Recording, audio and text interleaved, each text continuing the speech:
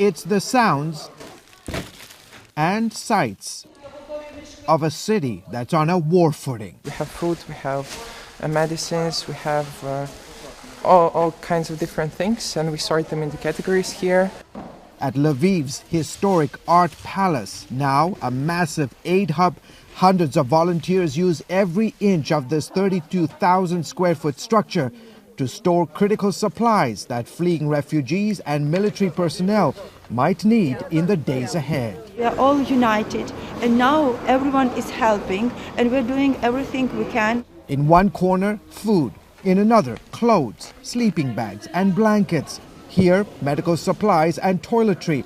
And in this spot, sacks of potatoes. Lviv has been a safe zone since Russia's invasion. Tens of thousands of people are pouring in by the day, and residents are stepping up to help. And now the most awful thing is that we are getting accustomed to them, to all this situation. First days, all these first waves of shock, it's like settling down. And now this is the reality, and this is just the job we must do. Yet there's a sense of urgency here. You feel it. You see it. On the streets, Ukraine's National Guard is out in force. At sensitive locations like police stations, hospitals and government buildings, security has been beefed up. If the Russians were to move on Lviv, one of their first targets is going to be City Hall, right here in the heart of Lviv.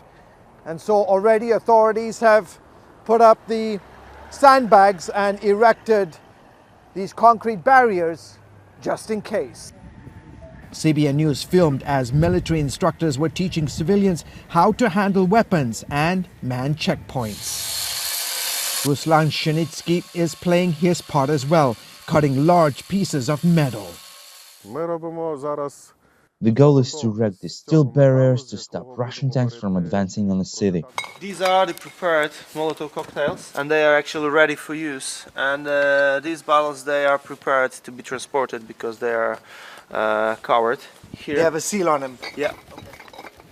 Taras Masalko does public relations for one of Ukraine's largest breweries. So basically to fill up the bottles and use them to put gasoline and all the stuff that's needed. The company has ditched beers for producing petrol bombs to set fire to any invading Russian army. We need to be prepared, and we need to be sure that we can normally defend our houses and our cities.